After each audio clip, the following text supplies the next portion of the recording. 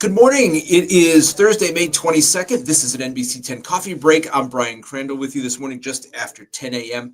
The top story this morning, if you've been outside or looked outside, and we've been talking about it for a couple of days now, is the weather. Pretty much miserable. A nor'easter is bringing heavy rain and strong winds to southern New England today. Let's get right over to Storm Team 10 meteorologist AJ Mastrangelo. AJ, we're heading into the unofficial beginning of summer, and it feels more to me like March. Not necessarily just the rain, but it's not very warm out either.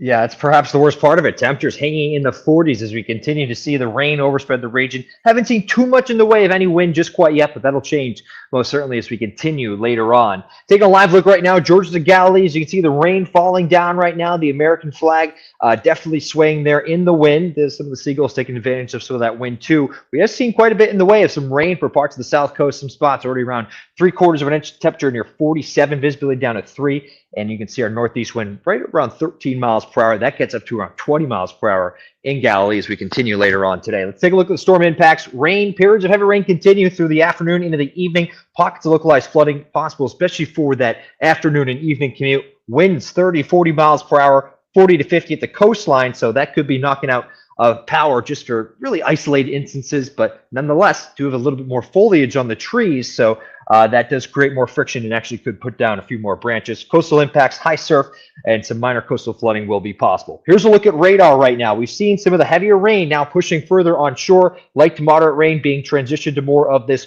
orange and red shading, so heavy at times, perhaps up to half an inch, maybe even 3/4 of an inch per hour. This is pushing off to the north. We'll continue to see this rain pivot on through here over the coming hours. A closer look, as we can see, Providence County really just getting into the steadier rain, some heavier stuff down towards Newport and most certainly Narragansett. We do expect this to continue for the next several hours, heading towards 3, 4 p.m. The afternoon commute, temperatures in the 40s, still quite a bit in the way of some rain lingering on.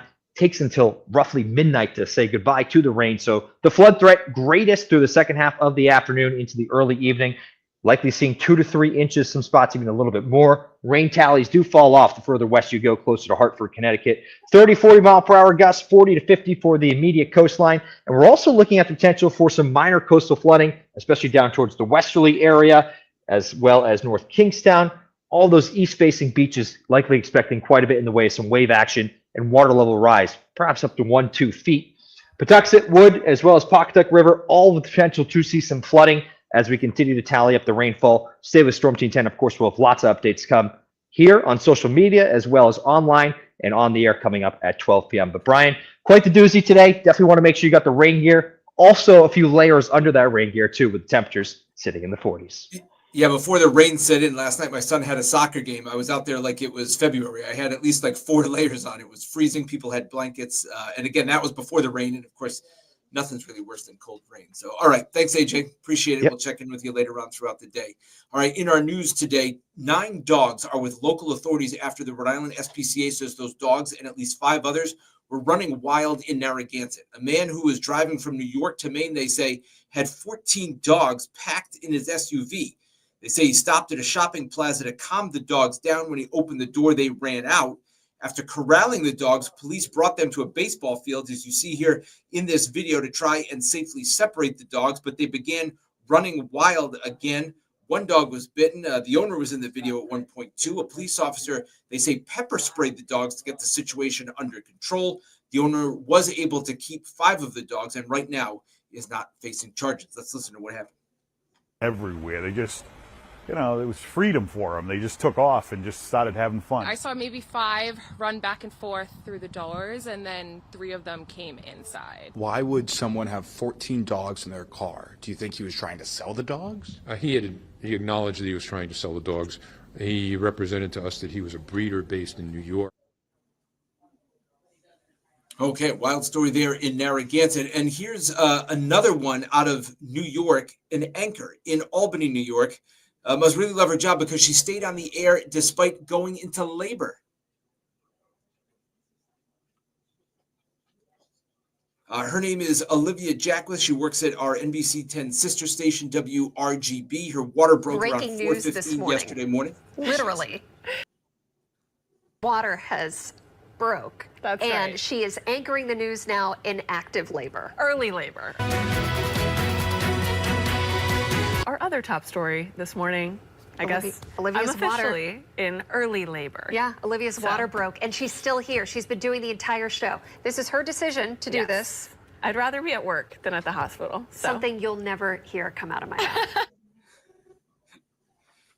That's incredible. So again, she was in early labor. She remained calm, continued to anchor the broadcast for more than 3 hours. She did go to the hospital, we're told, after the show, but no word yet on if the baby has been born. So we'll keep tabs on that. But that's dedication to the job, I guess. But she said she'd rather be there than the hospital. I guess that's understandable as well.